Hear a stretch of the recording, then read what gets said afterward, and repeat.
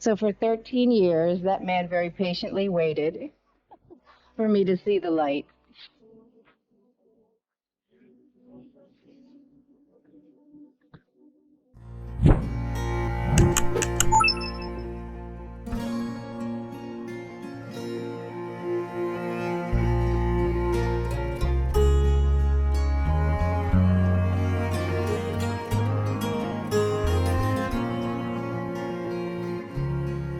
So Moira McGuire is a very Irish. It's very Irish, and I was raised. Both my parents are Irish American, and we were also raised very Catholic, because you can't be Irish and not Catholic. So there was a lot of religion in my house. There wasn't a lot of politics directly, but it was kind of an indirect message. There were certain things that you never did. You didn't get. And you were never anything other than Catholic. That was it. So we went to all Catholic schools. My dad taught at Catholic University for almost 50 years. He went there. That's where he met my mom. My mom teaches there. My sister teaches there. You know, went to Catholic elementary school, went to Catholic high school, went to Catholic college. So very, very Catholic. And I loved my upbringing. I really did. I didn't have I'm not the type of person who accepts Islam and then kind of trashes where I came from, because it wasn't a matter of it. I just think that probably by the time I was in my um, teenage years, I kind of felt as though there was something more. I wasn't really sure what it was, but I just felt like there was something more. And oftentimes the way things were presented to us. So, you know, as Catholics, here's what we believe, and you just have to believe it. Doesn't necessarily have to make sense.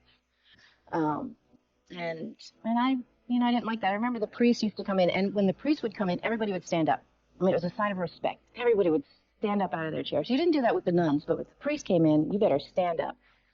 And they would talk about how important it was to treat your body well, and you know that it's God's temple. And then you'd see them out smoking in the parking lot, and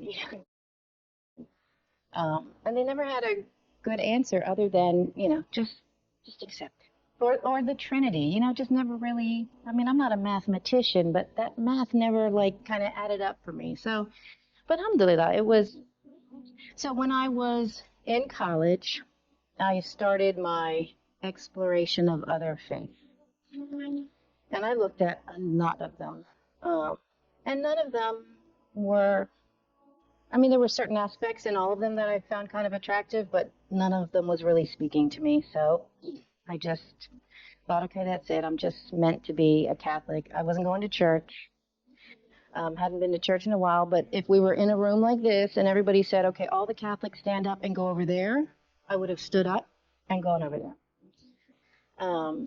And then I started working at a hotel downtown, and I had a coworker from the Ivory Coast who was Muslim, and he would talk to me about it, from time to time, because he'd go off places and pray, and through my college course, I'd already learned a little bit about Islam, and I was at the hotel for a number of years because I worked there while I was in nursing school. One of the bellmen who worked there, um, we just kind of struck up a conversation and started talking, and that was 21 years ago.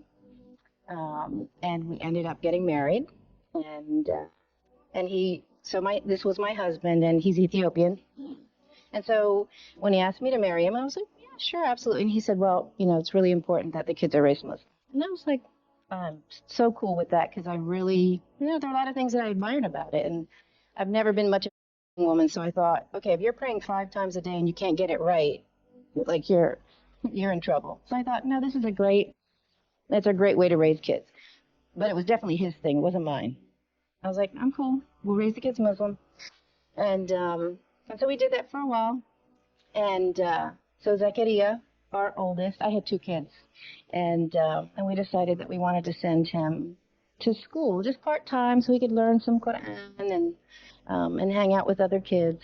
So we sent him to Al Huda, and that's, I think, where I started to get a lot of exposure to the sisters, and when I would go over there, I'd always cover, because it was just, in my mind, the respectful thing to do. Like, you don't go into somebody's house and don't behave appropriately. So I'd go over there, and I think, looking back, there were a lot of sisters who, because I covered, just assumed that I was Muslim. And I remember one sister in particular, a few years before I took my Shahada, somebody said to her, well, Sister Moira's not Muslim. And she was like, how can you say?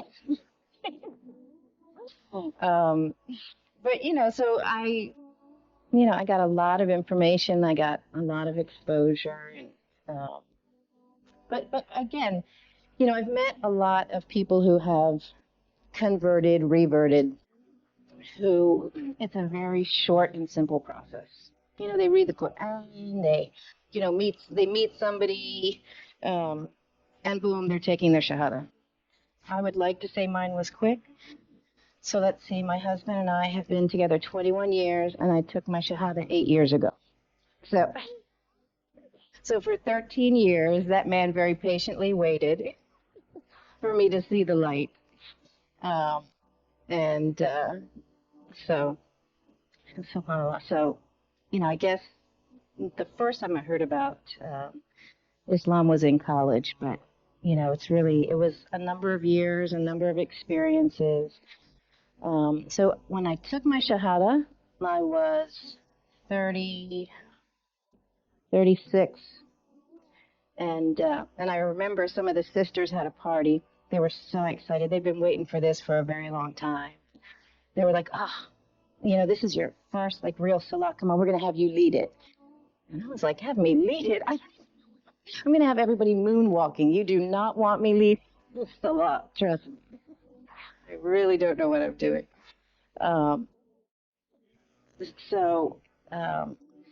What or who encouraged or influenced me to become Muslim? I will tell you that we were at Al Huda, and we've been there since 1999. So we've been there a long time. And when we first would go, it was for my husband to pray. So I'd sit in the car while he ran in, for his Salah, and I'd see all the, sisters go by, and they looked so exotic and so mysterious.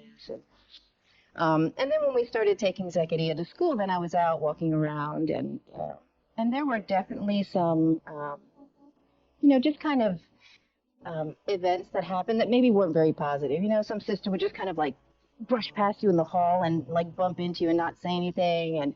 And at that time, I think because I was just struggling, it really, you'd meet an amazing person and it'd be one step, and you'd have a negative experience and it seemed to be 10 steps in reverse, And I remember being in the hall one time, I think it was during Ramadan for Tarawih, and one of the brothers was reciting Quran and he was crying. And I remember it really,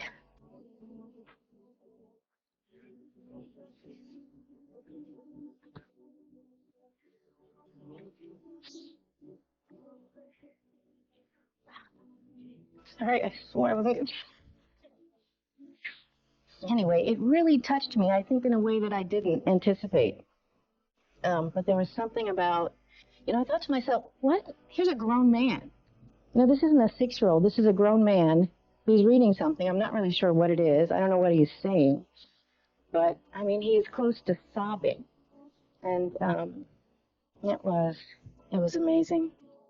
So it did. It took 13 years of lots of wonderful experiences. But I finally got there.